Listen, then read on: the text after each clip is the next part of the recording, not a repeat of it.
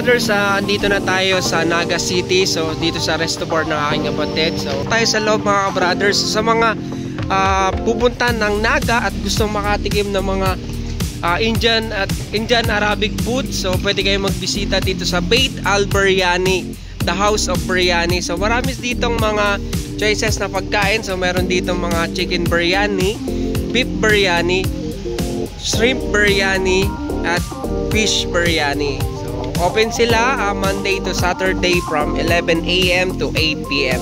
So papasok tayo sa loob mga brother. So ito yung kanilang resto.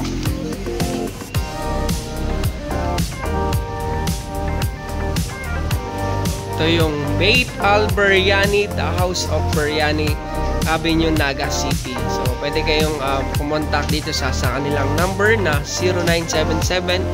0977-315-9205. So ito ang aking kapatid na si Kuya Ben. So tatry natin yung kanilang food. So mga brothers, sa mga gustong kumain, pwede kayong bumisita dito sa kanilang store na Beit Biryani Resto Bar.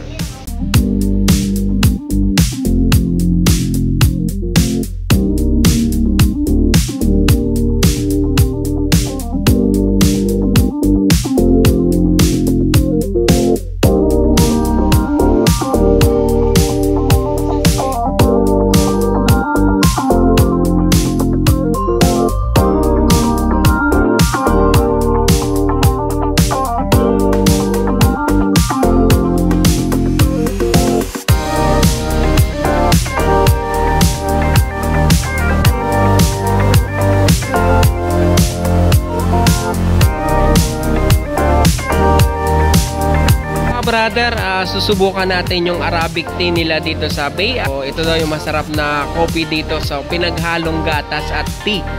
So, try natin mga ka-brother. Ito yung Arabic tea ng Beit Al Biryani. So,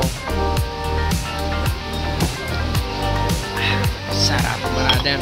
So, tamang-tama sa maulang panahon mga ka-brother. So, hello mga brother. Ito na yung in-order natin. So, dumating na. Ito yung chicken biryani. So bilao yung in-order natin para good for 5 to 6 person. Yan. So first time natin makakakain ng Indian food.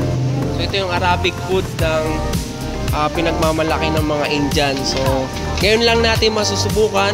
So dito tayo bumisita sa Naga City para lang matikman yung pinakamasarap na biryani dito sa Naga City.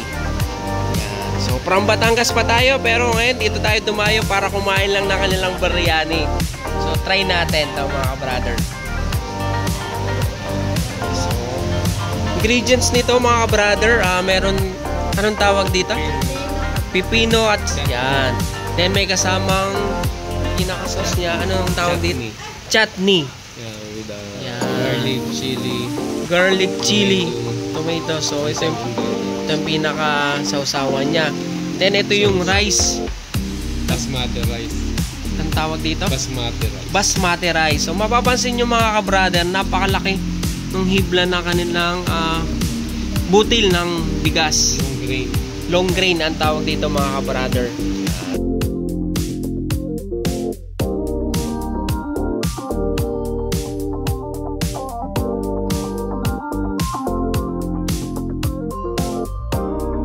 Ito naman yung beef biryani mga brother. So ang kasama nito ay beef. Na anong ingredients ng beef biryani? Yung mga masala, with masala, chili powder, ginger. Yan, masala, ginger powder. So marami ingredients ng mga spices.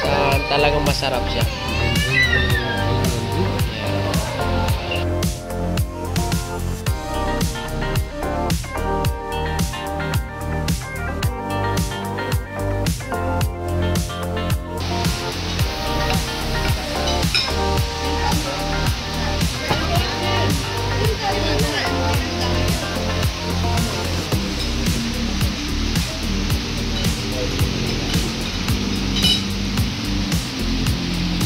Brother, kakain na tayo. So napakalaki ng kanilang chicken. Then may mga ingredients ito na spices na nagpapasarap sa pagkain ito mga ka-brother. So first time ko makakatikim nito ng biryani. So subukan natin mga ka-brother. Ito naman yung egg biryani. So yun mga brother, tapos na tayo kumain, so magbabayad na tayo. So umorder tayo ng isang bilao, so ang ating babayaran ay 970. So good for 5 to 6 person, talagang sulit na sulit mga ka-brother, busog na at meron pang take out.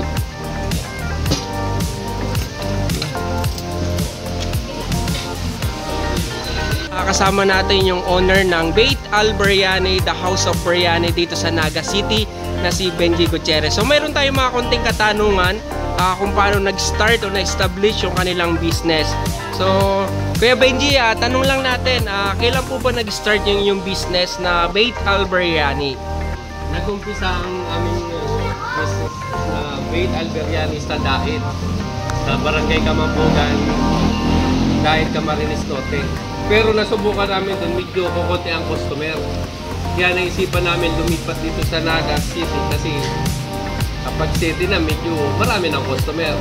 Pag sinabi nating Bicol, talagang mahilig yan sa mga spices gaya ng mga Bicol Express, kilalang kilala yan dito sa Bicol. So, ang katanungan, paano nyo po naisip yung ganitong business? Actually, nagtrabaho kasi ako sa ibang bansa, sa Qatar. So, ang lunch ko doon, chicken biryani, beef biryani. So, na-adapt ko na yung pagkain ng mga na Arabo, Indiano.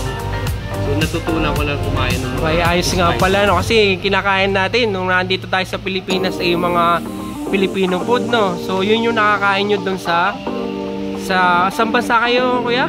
Qatar. Qatar. Qatar. So, na-adapt mo yung mga pagkain nila. So, naisipan yung dalhin dito sa Pilipinas at maging gawing isang negosyo. Ayos na ayos pala, no? So kuya, ano yung mga pagkain nyo dito na available dito sa inyong Beit Al Biryani?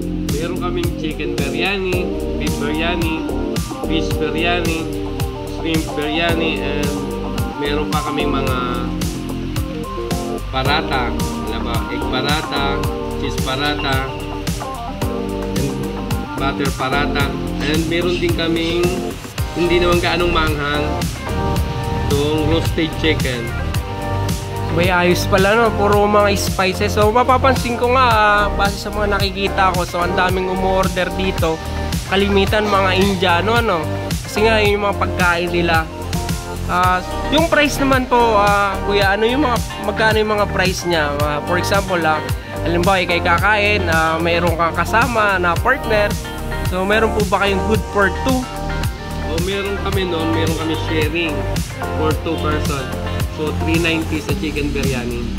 Ayos. Sa beef naman, meron din kami sharing for 2, 440. So tamang presyo lang. Parang pangmasa lang yung price namin. Ayos na ayos nga. So pag pamilya naman po, kung sakaling mga pamilya yung bibisita sa inyong resto, magkano naman yung mga price noon? Meron kaming family bilao, chicken biryani.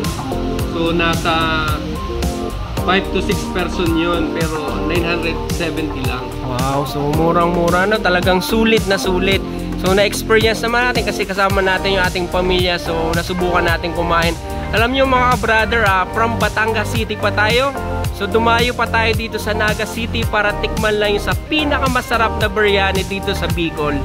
Yan talaga namang sulit na sulit kasi umorder tayo ng isang bilao, talagang solve na solve, meron pa tayong take out. Yan talaga namang napakasarap. So mga brother, sa mga gustong bumisita sa kanilang store, yung kanilang resto, so pwede po kayong bumisita dito sa Beit Al Biryani, the House of Biryani dito sa Avenue Naga City. So meron din po silang contact number na pwede nyo pong kontakin. Meron po silang number na 0977-315-9205. Then meron po silang additional contact number. Meron po silang, ito yung number nila na pwede nyo kontakin if ever na order kayo. So 0905-394-6889. Kuya, ano po ba yung ating mga nakukuhang health benefits once na kumain tayo ng mga biryani? So ano po yung mga ingredients niya na sangkap para mabuo yung biryani na tinitinda niya? So ang chicken biryani namin ay may mga spice, may mga ingredients na herb, spices. So makakatulong ito sa mga diabetic na gano'n, may mga taong may diabetic. Aba, ayos pala. Lalong-lalo na sa sa basmati rice, ang rice namin is nakakatulong to kasi less carbo. So talagang dapat kumain ng chicken biryani. Yan. So, maganda pala ang biryani na yan. So, nakakatulong kasi nga sa mga diabetic na mataas ang sugar. So, ito less carbohydrate pala yung biryani. So, napakaganda sa ating health. Yan. So, thank you Kuya sa kunting interview. Sana good luck at sa inyong business. Sana marami pang umorder lagi sa inyo at talagang yung blessing ay liglig umaapaw sa inyo, Kuya. Salamat. Ayan. Thank you.